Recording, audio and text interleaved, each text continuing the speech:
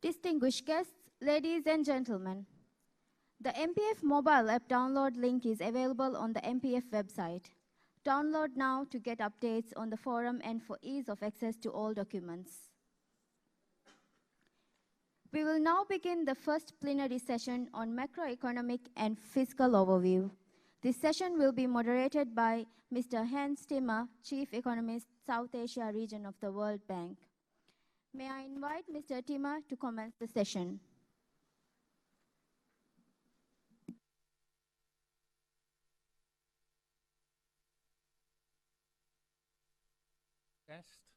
It's really my honor to moderate this first session of Maldives Partnership Forum. Why is it important to start with the macroeconomic situation? Vast investments in infrastructure has led to very rapid growth, driven by construction, driven by tourism. Last year, growth in Maldives was among the fastest growth in the world. But at the same time, that growth has come with widening current account deficits. It has come with rising government debt. And to address these imbalances, the government has embarked on a series of reforms. Reforms from tax reforms to reforms of state-owned enterprises to attempts to address the inefficiencies in spending to make spending more transparent. So the macroeconomic situation is not business as usual.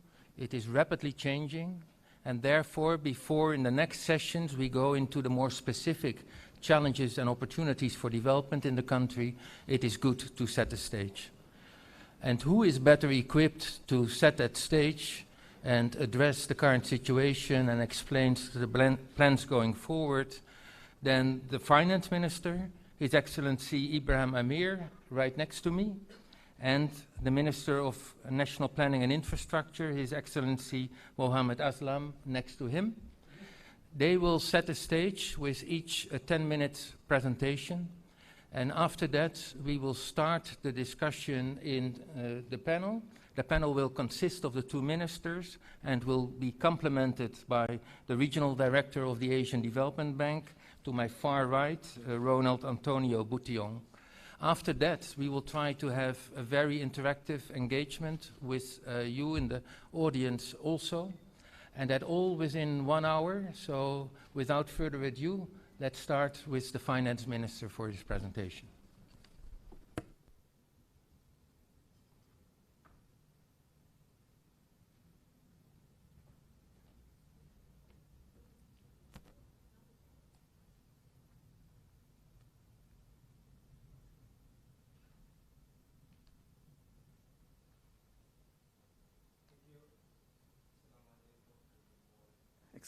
Excellencies, distinguished guests.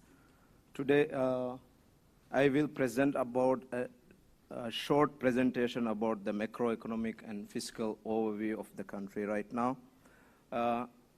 As you know, we have embarked on several reforms regarding fiscal management, transparency and openness.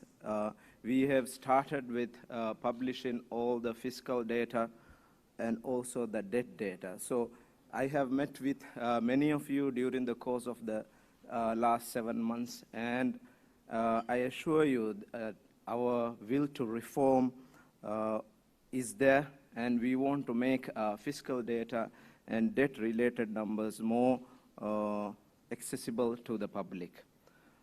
First of all, I will talk about the economic growth. We expect in 2019 the GDP growth rate to be at 6.8%, but to increase the GDP growth rate to 7.3%, driven by the strong tourism, continued public investments, investing in blue economy, improving productivity, and private investments.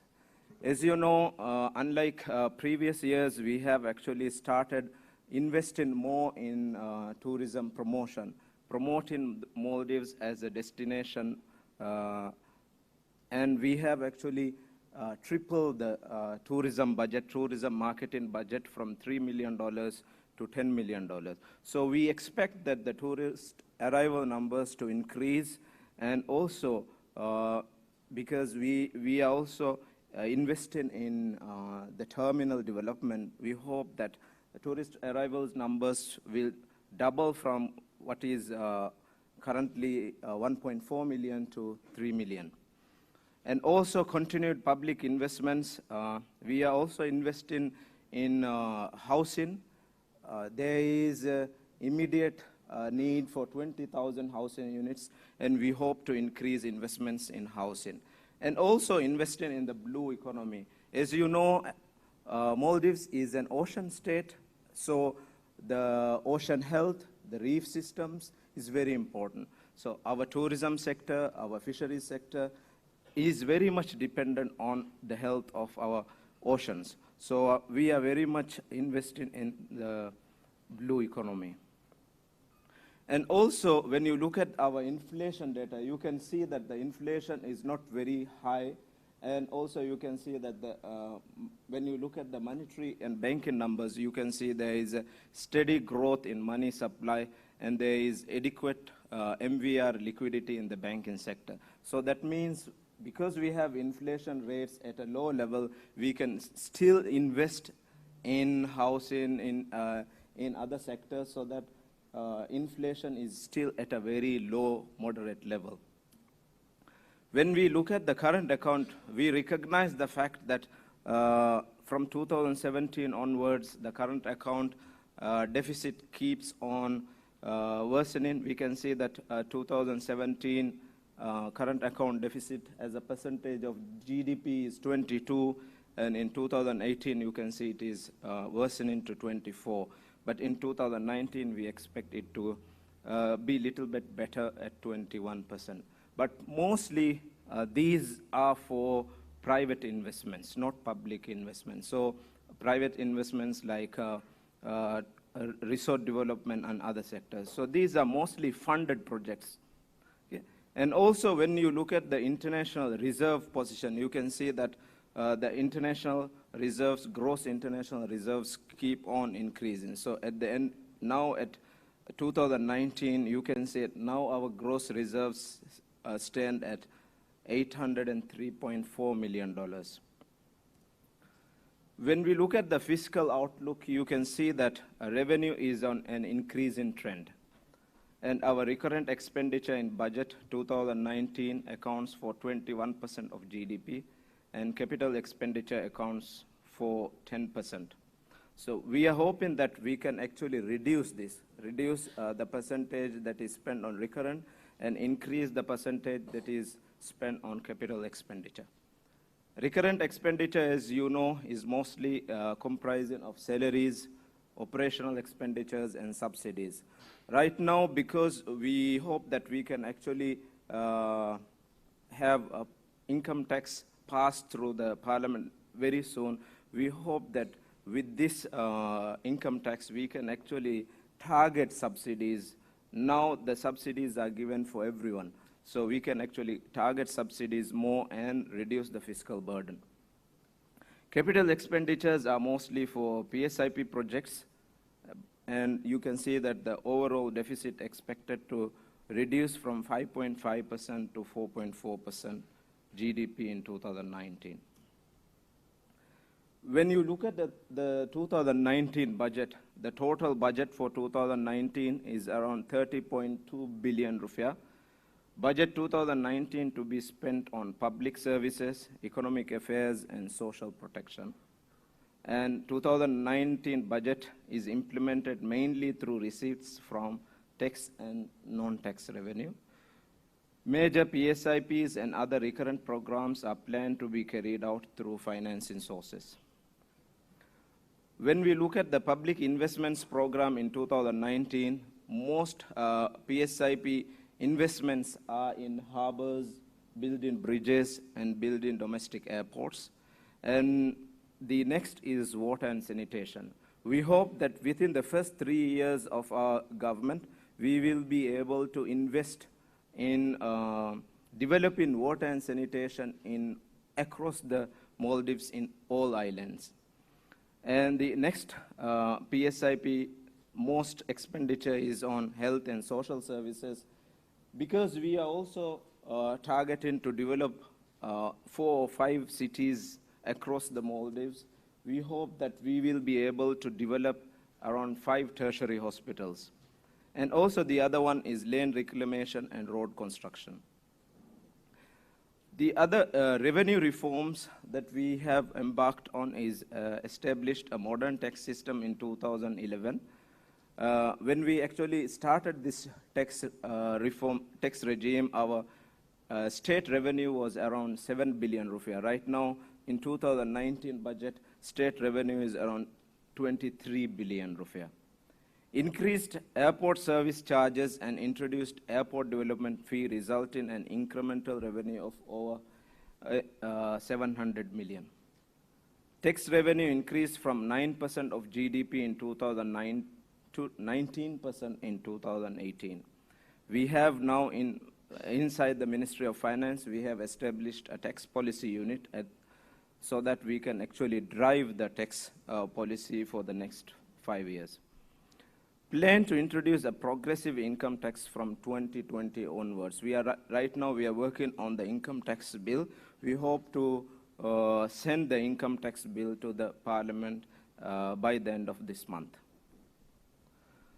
Aims to increase revenue from 21 billion in 2018 to 30 billion by the end of 2023.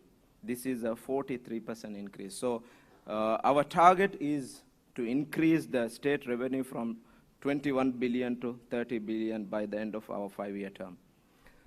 Key public finance management reforms that we have undertook is increased transparency. I think this is the most important thing.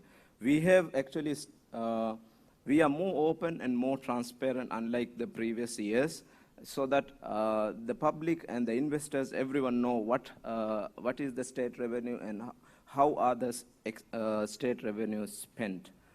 And the public finance management automation of budget preparation and execution, online portals to enhance Ministry of Finance engagement with the governmental agencies, private sector, and the public. And before I forgot, I think another important policy decision that we have made is to have environment rules. Before, when you look at in 2014 and in 2016 also, when you look at expenditure, 30% of the budget, around 30% of the budget was appropriated. So right now we have, with the advice from World Bank also, we have initiated environment rules. Improved budget formulation, enhanced to incorporate a modern budget process and national development plan and strategic action plan to inform the budget. Reducing pending bills and managing commitments.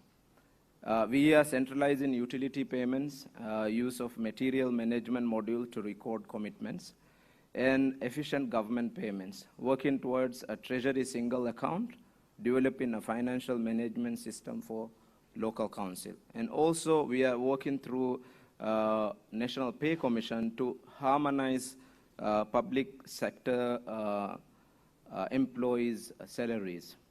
And the legal reforms that we are currently undertaking are harmonizing public finance laws, strengthening procurement rules, environment rules introduced. When you look at the public debt, we recognize that our public debt is on an increasing path, but I assure you that we know, we are aware of the fact that we have to invest in a sustainable manner. When you look at the debt issuance we have so far issued a Eurobond in the international capital market, investments which were used for big infrastructure projects.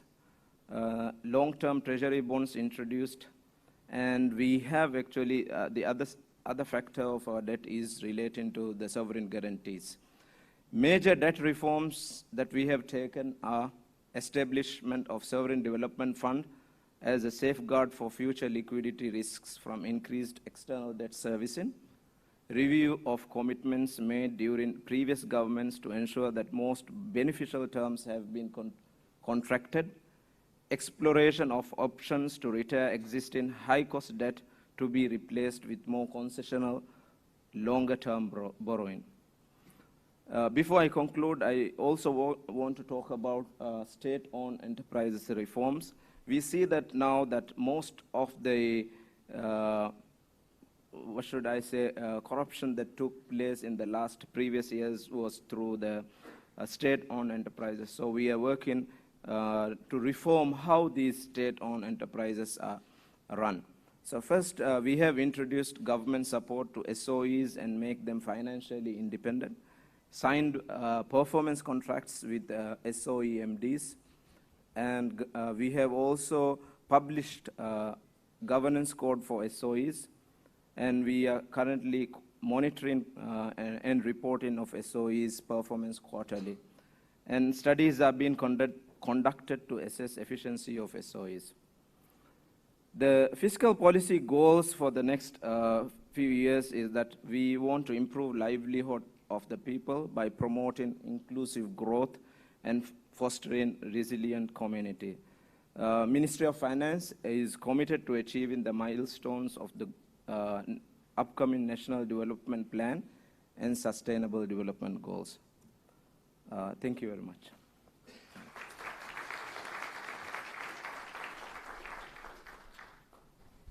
Thank you very much, and let's immediately proceed with the second presentation, this one by the Minister of National Planning and Infrastructure, His Excellency Mohammed Aslam.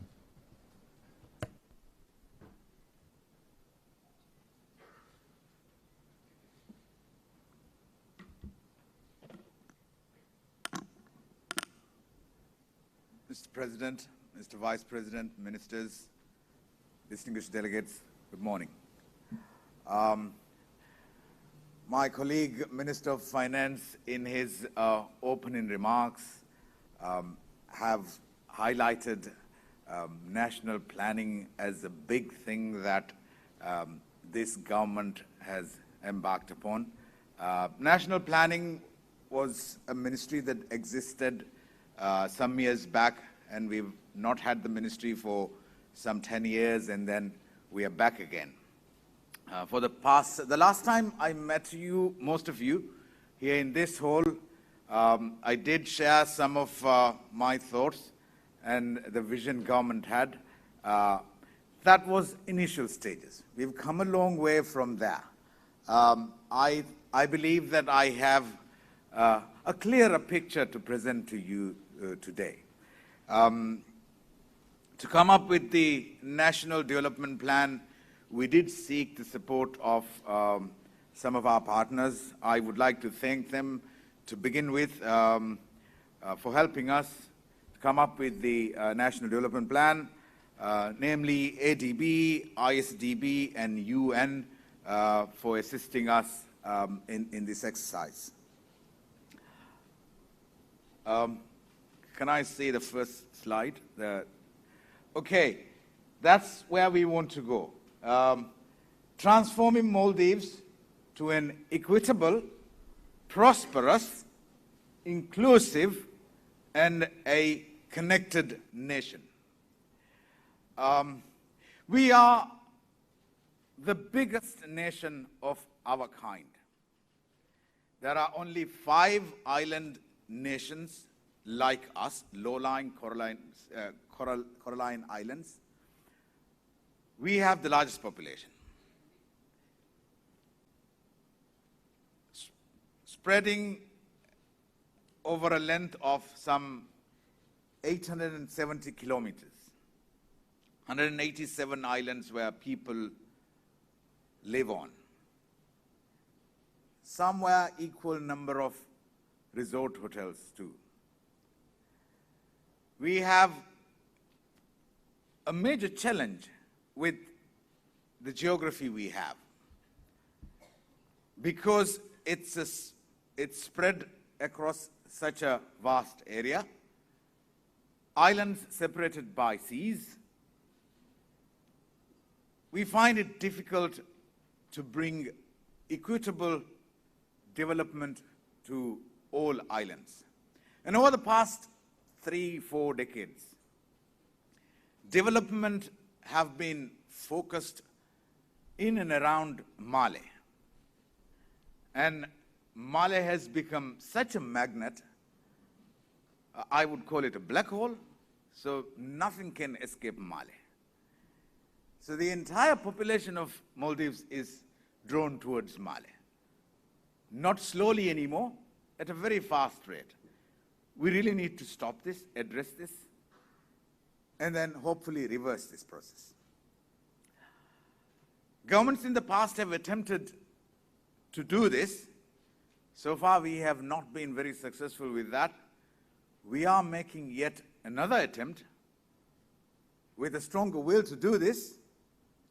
Let's see if we can do this. And we come with the attitude, yes, we can. We can. To go on, these are the key principles based on which the NDP is being formulated. We do now have a first draft of the document as well. So if anybody really wants to see the details of it, the document is there. My colleagues here should be able to provide that to you. They may not have copies here, but I'm sure they can be emailed to you. Fostering evidence-based policies, exploring blue economic concepts, which my colleagues are going to explain to you in later sessions, developing global value chains. We don't have to be so isolated. We are part of the global community, and our, the geography in which we are, we can become truly part of that global value chain. Promoting environmental sustainability. Now, this is the two main industries we have in the Maldives, fishing and tourism. Both are entirely dependent upon the environment of this geography.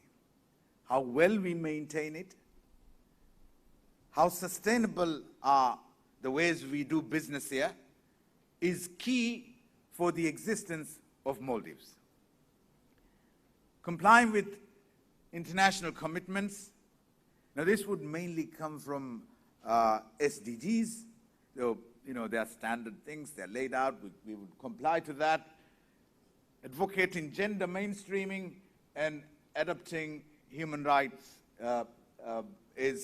these are the 7 key principles based on which NDP is being formulated. I won't talk much on this. Can we, okay, just a little bit. Expanding the economy, so we want to do a lot more than diversify the economy, not just based on, these two industries that we have. Fishing, which we don't have total control, because the fish knows no boundary. They come and go. There are people outside our boundaries hunting them. So we have to expand more than that. Tourism, very vulnerable to external shocks. And we have, so far we've been doing okay, but we'll be mindful that, it is vulnerable to external shocks. So expanding our economies, diversifying them, improving the infrastructures we already have. Some are not suitable for the plans that we are making for the future. So we will have to improve. I will come to that when I present to you what we really want the Maldives to look like. I'm sure you will realize what I'm saying here, and also improving and strengthening the institutions to govern the country. Can I stay on that, please?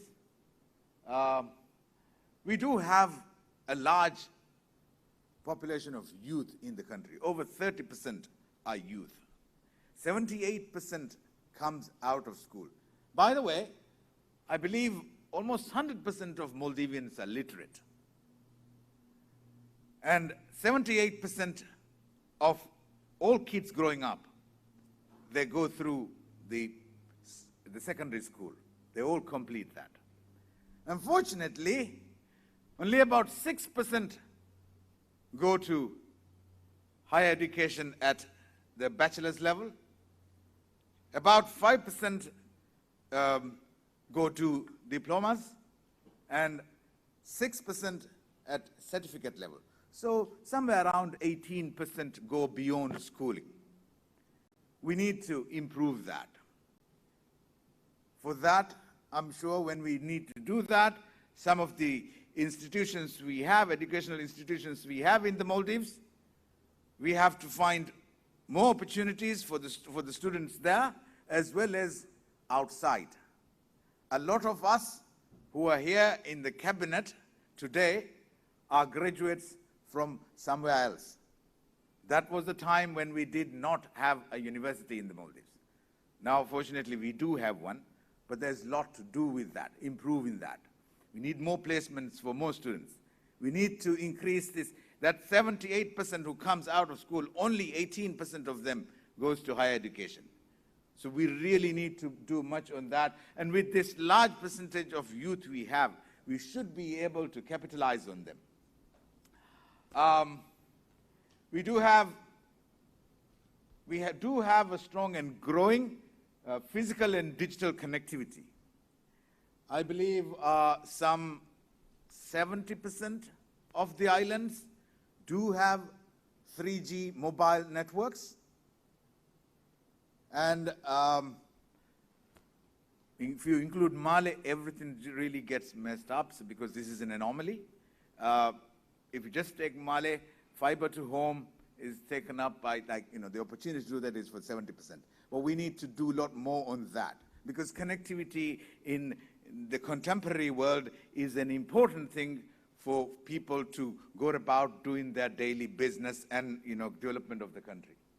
We do have a strong international standing. I mean, your presence here today at a large audience here is evident enough that we do have a strong standing in the international community.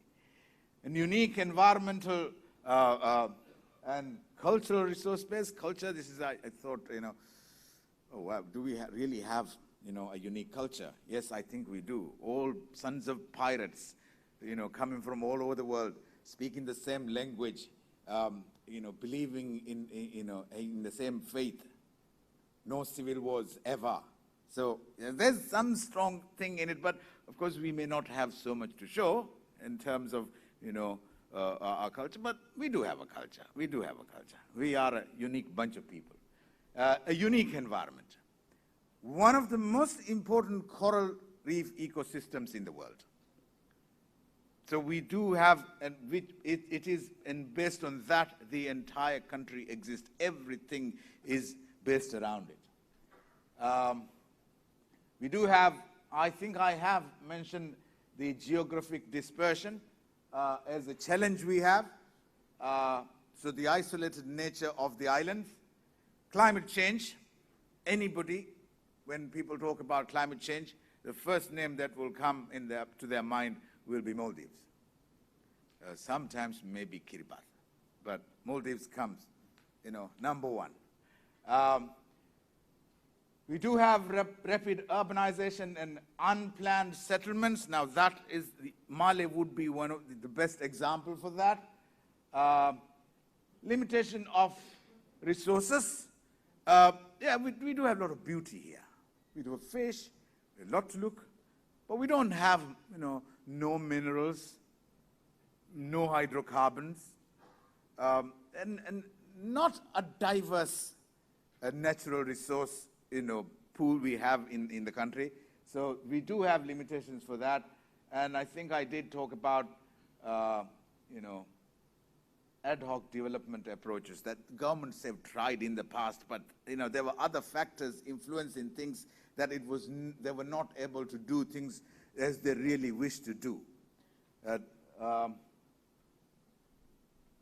The main thrusts, okay, I think this you have seen. I think we can skip this slide. Okay, the SDG goals, and this is National Strategic Outcomes. A lot of this will be in SDG goals as well. So that 13 national strategic outcomes we want to get from the National Development Plan, and once we implement that, this is what we want to achieve. I will get on with the more important part of things. I did say that we have, the biggest challenge we have, dispersed nature of the islands. So how do we overcome this? Governments in the past have attempted in many ways. Sometimes they've tried to do population consolidation by physically moving people from in smaller islands to larger islands and then making bigger populations, in the name of creating a economy of scale. Things have not worked out really because people are people. We do have our social bondings. We have, love for the place that we are born to. So no matter how small the community is, how small the island is, we still have, that love affair for the place that we belong to. So it's not that simple. We have seen in the past that it has not really worked. So we came up with the idea, how do we really make these people united, leaving them where they are? Not really moving them physically from where they were born and where their forefathers are buried. Let's just leave them there and let them have united through a connectivity, network. So maximize reach of development by developing growth centers strategically across the archipelago and using connectivity to unify them. That's the basic principle of this. And to do this, we have looked at the Maldives, how it is now. Where are the hotspots? There are, apart from Malé, there are a few hotspots where, some level of economic activity exists. People are based, people are depending on some of these smaller centers, where they are. Just to give you statistics, out of the 187 islands, only 28 islands have a population greater than 2,000. The rest are just very small populations. A whole lot of them are less than 500 even. So nothing much can be done if we just look at them individually. It's difficult to maintain a school even, a health center. It will be a huge financial burden on the government to provide all the services to all of these 187 islands. Yet, we cannot leave them behind. So when we look at that, so this is where the National Spatial Plan is coming. How do we plan out, how do we spatially spread out the development? An intermodal transport network at the top is the key to achieving this target. Optimizing resource allocations, planned settlements, evidence-based decision-making, and capacity building, together with clean technology and climate-resilient infrastructure and town planning. Next slide, please. Okay, if we look at the Maldives right now, now I might need to explain this a little bit. Is it clear?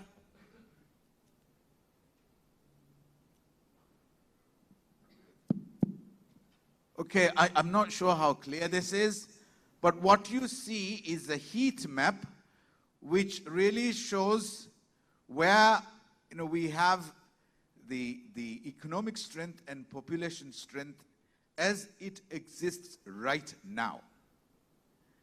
Based on this, what we have done is we have taken the principle of hub and spoke, where we create a number of hubs, unite a number of islands in a locality, make them a group of islands, cluster them, at the center of which is the central nucleus. The center of this is a zone where we call the nucleus, and one at the very center. Surrounding that, a sphere of influence. So this is simple. Anybody who's done basic chemistry will know how the atomic structure works. The entire, universe works in the same way. There's somewhere which fits in the center, something that influences that has a slightly lesser influence just outside that. And when you go too far beyond, it has no influence at all. That's how the solar system works. That's how the atoms are there. That's how the entire universe works. So nothing magical about this.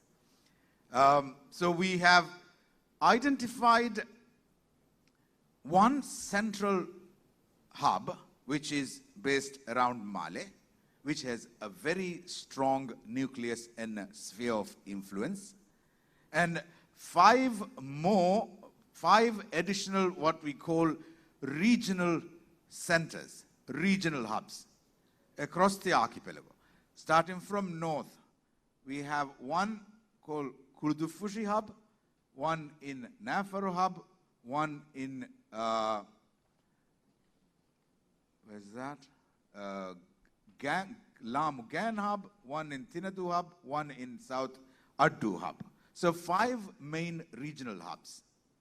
Now these regional hubs were decided based on, so that this does have some hierarchical order. So the central hub is the strongest hub. The regional hubs are the second order hubs, which has a large enough population which we think from which we can sustain an economy if we can have the islands connected. And a third order set of islands, which we call sub-regional hubs, which does not have a large enough population for which we can call it a secondary hub or a cluster of islands. So the color codes that you see are existing strength, these, or rather what we call pull factors we have towards these regions. So there are some regions where, so you Kurdufushi, you have a little purple dot there. You have a purple dot in Nafaro. You do also have a purple dot in Edafushi. We are not putting anything there because we cannot have too many primary hubs just next to each other. So there's some mathematics and some fiddling in it too. So I was allowed to do the fiddling part of this. And then they have the central hub, and then you can see Gan has another purple spot, and Tinadu has another purple spot, and Addu has a purple. These are pooling centers. These are naturally pooling centers. So that's why naturally these hubs were chosen. The rest you have other circles, these 9 sub-regional urban centers are there. We can give you the details of these things. I can give you zoomed in maps where you find and give you the details, how many islands. So we have a table which actually, so these are these are all the 5 regional hubs and the 9 sub-regional hubs. So we have okay, I've put in some figures here just to show you how strong these hubs are, their pulling factor, what they are. So what you see is in the third column, what you see is the annual general GST on the center of these islands, the central islands, the hubs. So we have in Kurdufushi hub 13.2 million annual GST with a total hub population of 38,000 right now. So what we call it, they have a buying power of like 344 rupiah per person. I don't know, I'm not an economist, I'm not an accountant, but I think it does make sense. So, the number of people who live on these places and how much they spend is inferred from the tax they pay. And so if we look at these things, these numbers, which is not obvious to you, but I'll explain to you. Believe me, I'm telling you the truth. We do have a trend where the southern atolls have a stronger buying power than the northern atolls. Now, this is new to my cabinet colleagues even. This is something I found out just last night. The southern Addu and Huadu have stronger buying power than the northern atolls, or the central, obviously, because Male is there. It is. So we do know where to focus if we need to strengthen the economy of these regions. How much focus we need to put on and on what region we need to do that. So it's just a table. I'm not going to explain every number here, but it's something worthwhile having a look at, where should we put in more investment for economic growth, in which geographic areas. Also, this is another statistic that this is simply, okay, they haven't labeled it, so it's not apples and oranges. It's on your x-axis is the population size, and on your y-axis is the GST. So it's GST versus population. And what I see in here is the interesting thing I saw in here is that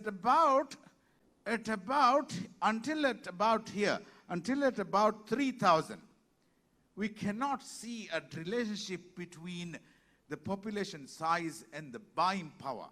So, you know, it's very random. If I blow it up, it's that this part of the graph, if I zoom it in, this data is very random.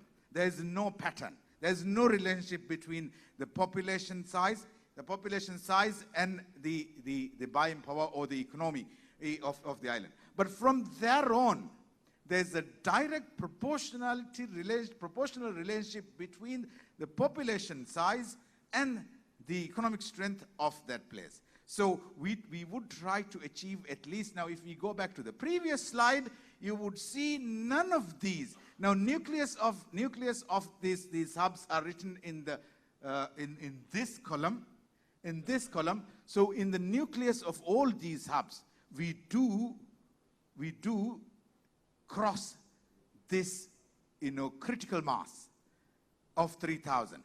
So it is possible, it can be done. In fact, even in the host of these hubs, that's the center of the hub, we do nearly cross that. But we need to go back, and then maybe when we put in other things, we are expecting there will be population increase naturally towards this, because it does create a greater pull factor. Okay, let's go back. I've been already warned. Okay.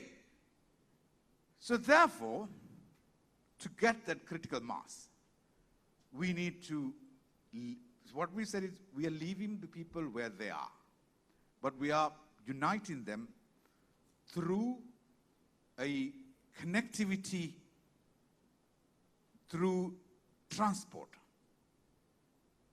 So that, and how do we do transport in the Maldives? We don't have roads. I'm just about that. We don't have roads, but we have our seas.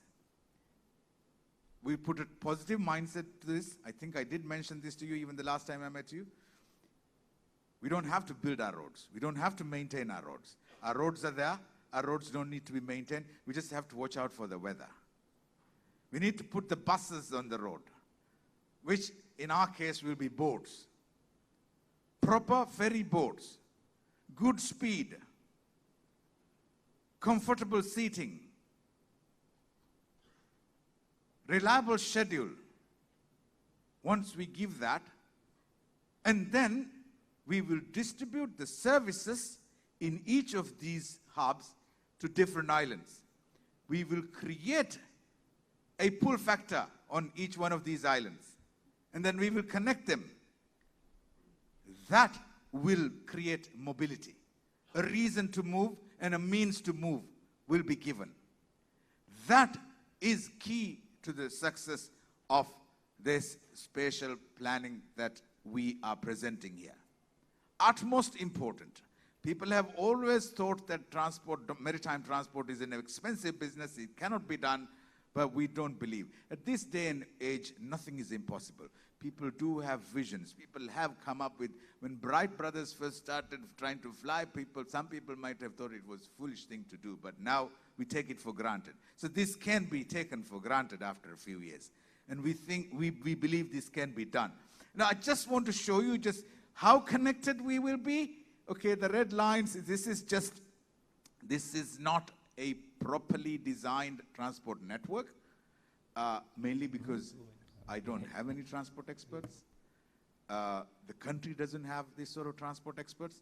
So we will need somebody to assist us to do, to design this transport network to us. Every diplomat I've met so far, I have said, I need this. And I'm making this an official request, even without a letter, that we need to do this, we need to plan this, we need to start this. I ideally would like to see this starting by the beginning of next year. Start implementing the transport plan that we will do in the next 6 months. We cannot wait.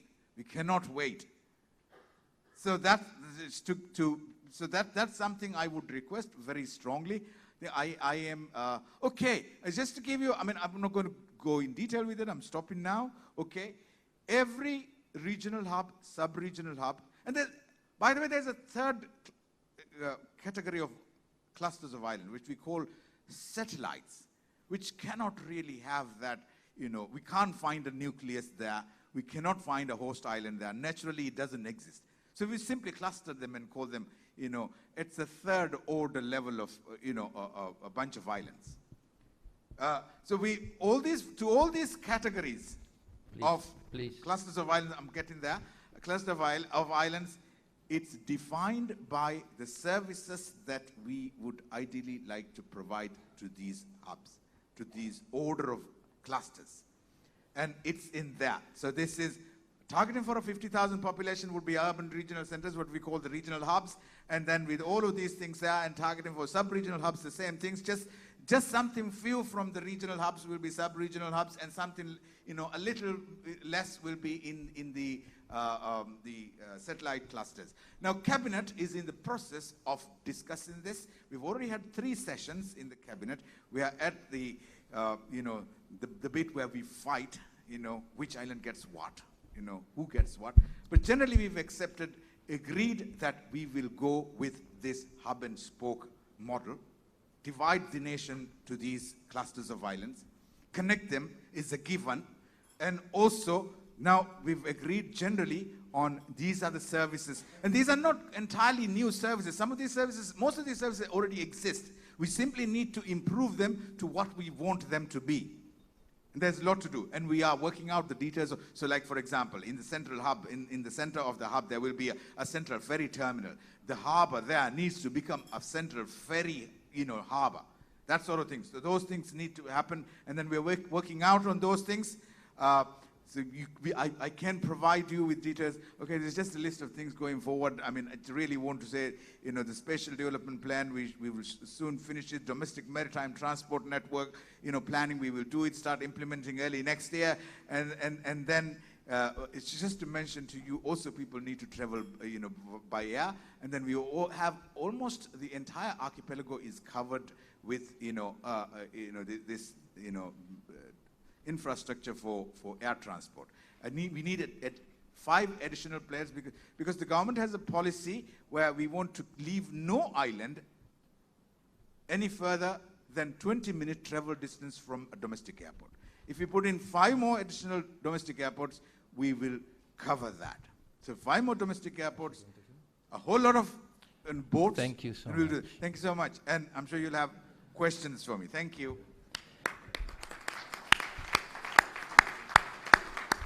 No, really, thank you so much. Many challenges, many plans. Looking at the time spent, there were 3 times as many plans as we anticipated, so lots of food for thought. Before I open it up to the floor, let me bring Mr. Butuang into the discussion. International financial institutions tend to be very happy when they see high growth. They tend to be very happy when they see reforms that should make growth even more inclusive. But at the same time, international financial institutions are always concerned about the sustainability of growth. So, Mr. Butuang, when you listen to those 2 presentations, are you happy or are you concerned? Thank you, Mr. Moderator. Before I answer your question, Your Excellency President Soli, Your Excellency Vice President Nasim, Your Excellencies, distinguished delegates, ladies and gentlemen, on behalf of ADB, I would like to express our sincere thanks to the government of Maldives and congratulate the government for organizing this forum and for inviting ADB to participate as panelists in this session. Overall, we share the views expressed by the honorable ministers on the performance and prospects of the Maldivian economy and the fiscal sector. We congratulate the government for its decision to embark on what we believe is a much-needed process of formulating a national development plan, which ADB is most privileged to support. Hans, to answer your question, we are happy. Economic growth has been robust over the years, and the prospects of continued growth are strong. On the other hand, fiscal and external balances remain precarious, but that's understandable because the government is embarking on a comprehensive public sector investment program. Unfortunately, however, the risk of debt distress is high, and that presents a major concern in terms of mobilizing the necessary resources. We are happy to see that reforms are in place. Honorable Finance Minister has outlined this earlier, and they're not just outlining it, they're doing it. But in our view, a lot remains to be done. Investments need to be continued. Honorable Finance Minister Aslam mentioned the importance of multimodal transport connectivity development and investments in the blue economy. We also need investments in social infrastructure that will be mentioned in the subsequent session. And let us not forget investments in financial infrastructure, because that is a key constraint for MSMEs to develop. But for this to happen, all of us will agree that we need to create ample fiscal space. And here, as development partners gathered here, I think we have an important role to play. Not just finance, but finance plus plus. The first plus being partnership. And that is the value of this forum, which we are happy that it's being held after 10 years. Am I right, Minister? I think you are. Thank you.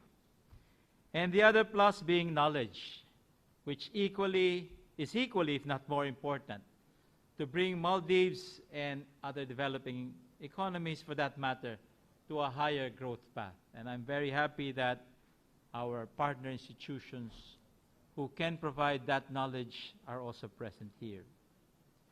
Let me just mention, Hans, if I may have one more minute, this issue of risk of debt distress. I think our IMF colleagues has classified Maldives as a high risk of debt distress, and they have reasons to do that. If we, the country, can manage to improve its rating from high to moderate, that will open tremendous avenues for Maldives to access loan resources, especially concessional loan resources. Currently in ADB, Maldives is classified as a Group A country which can only access grants.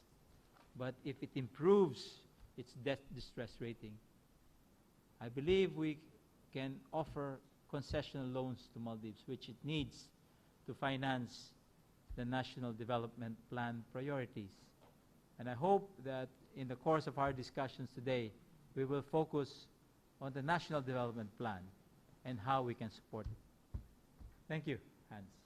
Thank you so much. We have time for a few questions from the floor. I got a signal that the representative of India has a question, so we can start there, and then we collect a few other questions before we go back to the panel.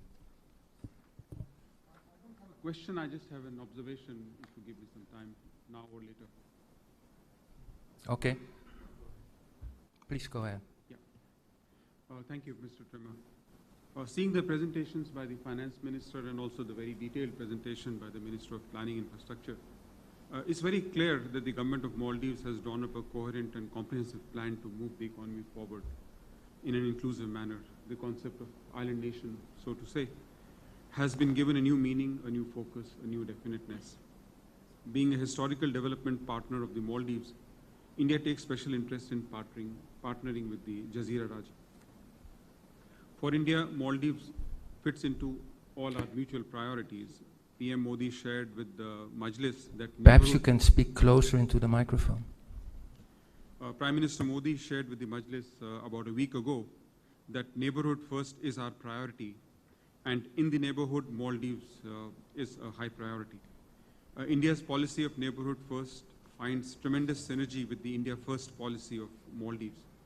PM Modi has also articulated India's vision and commitment for the Indian Ocean region in the form of SAGAR, Sagar, which is a Hindi word meaning sea. This acronym also stands for Security and Growth for All in the region, which is a blueprint for us for cooperation in the Indo-Pacific. The Maldives is a key partner of this vision, for which India will use its capabilities and strengths and its own development experience of over 7 decades to develop the capacities of the country and reach out to it in times of disasters with humanitarian assistance and work for shared security, prosperity, and a bright future for its people. In the last 7 months, we have seen a strong resolve of the government of President Soli to strengthen the economy, promote inclusive growth, transparency, rule of law, good governance, etc. We have also seen a vision to move out of political isolationism the country witnessed in the preceding few years and be an active participant in the Committee of Nations.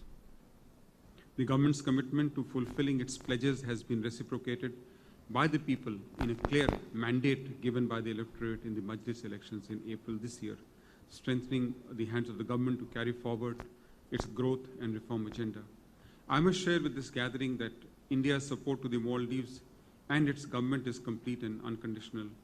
We have confidence in the policies of President Soli's government, and that is why India announced an economic package of US $1.4 billion during the state visit of the President to Delhi in December last year. The package is broad-based, including budgetary support of $50 million to tide over the difficult fiscal situation in which the Maldives was at that point. It also includes a line of credit for $800 million, currency swap of $400 million, and treasury bills of $150 million. To resuscitate the economy from a situation President Soli found it in, this broad-based approach is necessary. Moreover, the economic assistance package is completely demand-driven.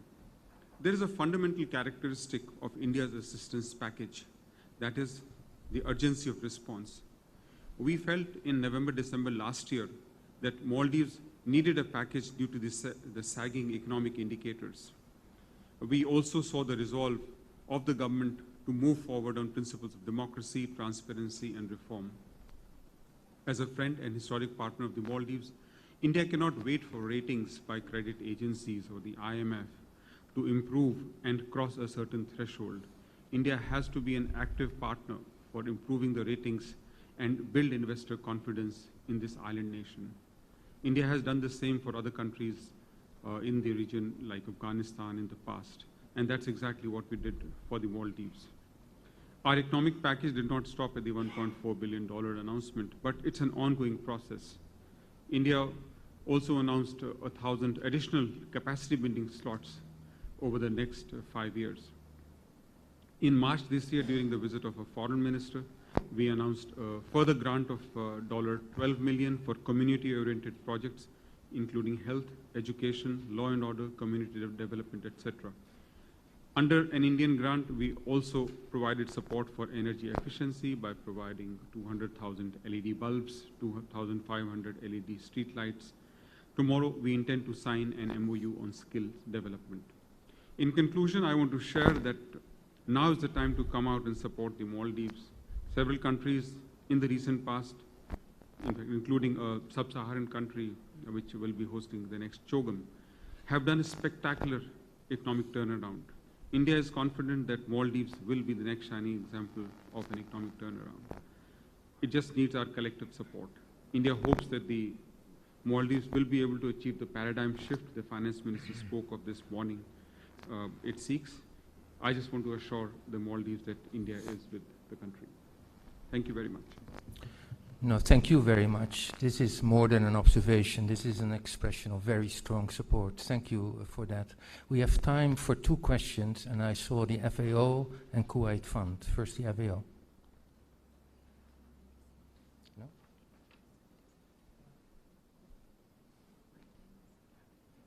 That's the IMF?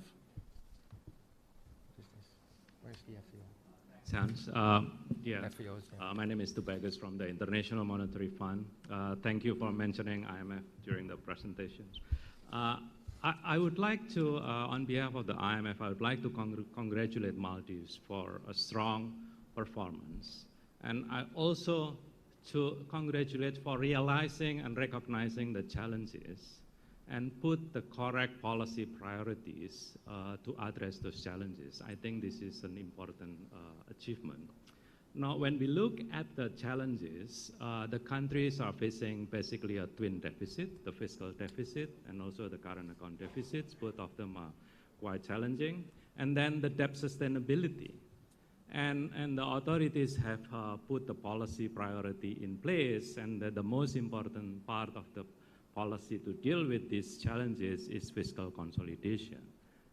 And with the ambitious reform in which the minister has outlined, especially the implementation or the upcoming implementation of the income tax, that will be a major reform. If the Maldives can get things done right on that direction, it will be a strong contribution for improving fiscal balances over the medium term.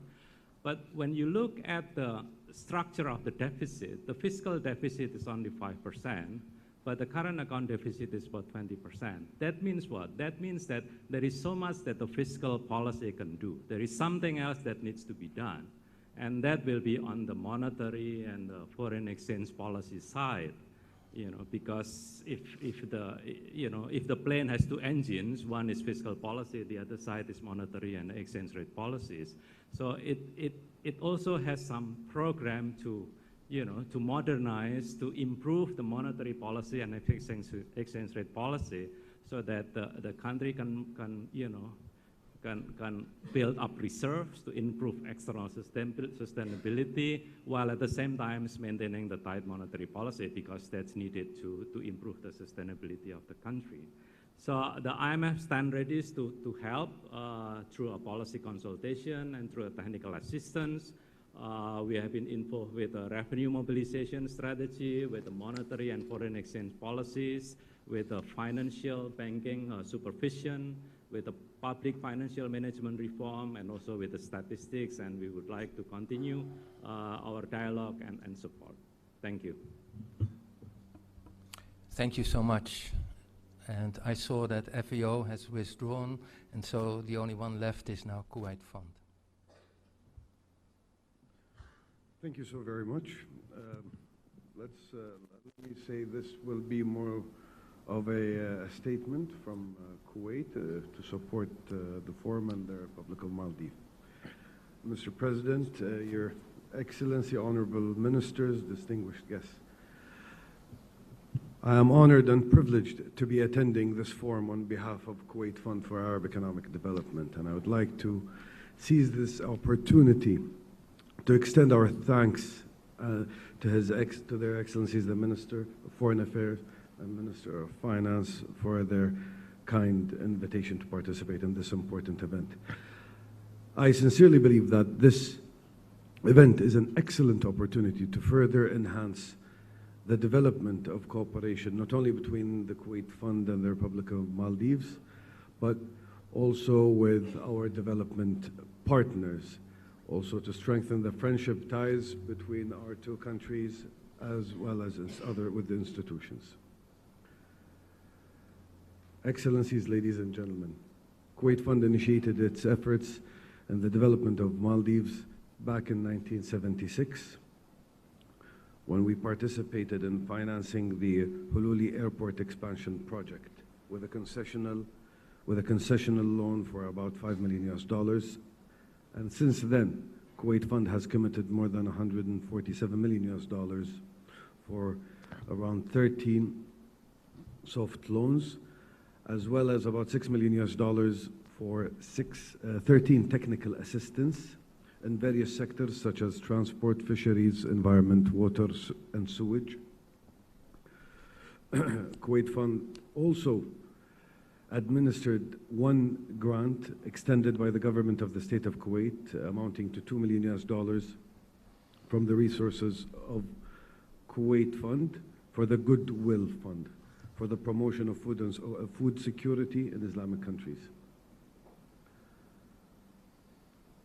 This meeting presents an excellent opportunity to identify possible areas of cooperation, and we stand ready to participate in financing any top priority project for the government of Maldives in infrastructure sector as well as social sectors such as healthcare and education.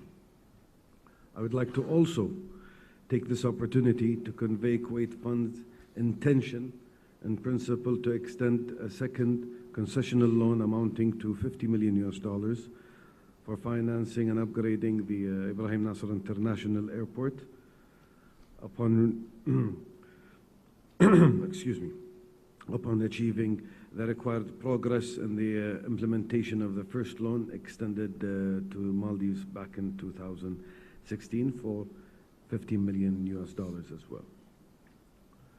Having that said, Your Excellencies, we've listened to your presentation. One of the instruments that we also have is we can also extend technical assistance in the form of a grant for any feasibility studies or information. So the transport and the logistics issue that you have raised, we are willing to work hand in hand, and we are keen to supporting you. The State of Kuwait and Kuwait Fund is here to help, and we are ready, willing and eager to assist the government and the people of Maldives with all their needs. Thank you so much. Thank you so much. Much appreciated. Because we are out of time, I want to give the panelists each 10 seconds for their final words before, in a few sentences, I will try to summarize. Mr. Amir. Thank you. Thank you for your comments, and I would first of all highlight that we recognize that we have a high level of debt distress. That is precisely the reason why we need a gathering of this kind. We need assistance. We need assistance in basic development, and we need assistance in grant, public-private partnership projects, and other basic developmental models. Also, we recognize the fact that we need to have fiscal consolidation, that our recurrent expenditure is high. So that's why we are seeking more investments in public sector investment programs. And also, you have to realize that even with the current exchange rate regime, I think the situation would not have worsened if we had made wise investments in the previous years. We see that most of the projects that were undertaken were at a very high cost, and some of the projects were not really needed. And the sovereign guarantees given for the projects which were not feasible. So I think even with the current mechanism we have, we should be more mindful of giving sovereign guarantees, and going forward we should be assured that the investments that we make is for the future.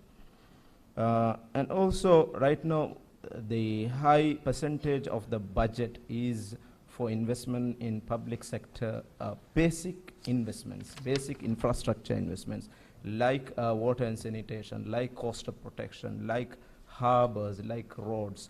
But we see that in the next 3 years, we will be able to invest in all these basic infrastructure facilities, and after that, then we will have time to invest more in capital expenditure. So I think we know the challenges that we face. I'm sure that you also understand that we are carrying out reforms, and we know what we are doing. So I think in the future looks bright. Thank you.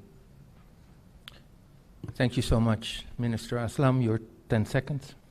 Well, thank you so much. First of all, thank you, Kuwait, for the generous offer. Happily accept it, and I'm sure we'll be in touch and we will go ahead with this. And I did speak a lot there. I think I took too much time than I was given. See, we have existed since the birth of Christ, we have existed in Maldives. You know, we've been living in Maldives. We've come a long way. We will live here for many, many generations to come with all the challenges. We will not just live here, we will improve our quality of life, we will overcome our challenges, we will do the job. We just want the support that you're there with us. And sometimes it means, you know, chipping in a bit and, you know, doing this and that. But we will do this. We will do this together. And, well, thank you so much for all of you coming here and being present. And I'm sure I will have more bilaterals, this afternoon.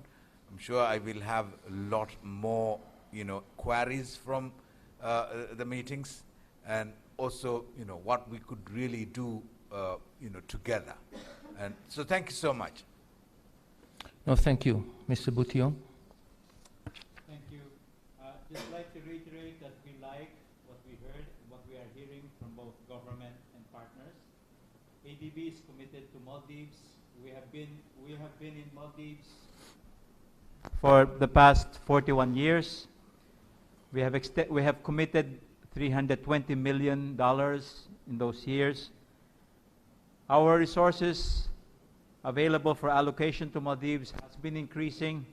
It used to be about $5 million a year in 2015, 2016. It increased to $13 million a year, 2017, 2018. All grants, by the way. And now it's $31 million a year for 2019, 2020. But Maldives needs more. We will formulate a country partnership strategy. The last time we did it was more than 10 years ago. And we will anchor it on the National Development Plan, which the government is now formulating. Thank you. Thank you so much. In a few sentences, let me try to summarize. I think rightfully so, this session focused on the eye-catching high growth and at the same time on the concerns about debt sustainability. But what I found even more fascinating was the many references to inclusive growth. It was the decentralization to make sure that service delivery is closer to the people. It is about giving more opportunities to the private sector to ensure that the young people have productive jobs. And I think with that, this first session has set the stage for all the sessions to come. Thank you so much.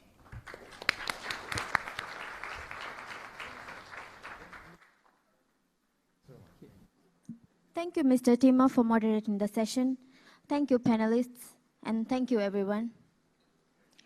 We will begin the next session very shortly. May I therefore advise all our participants to remain seated while the new panelists take their seats.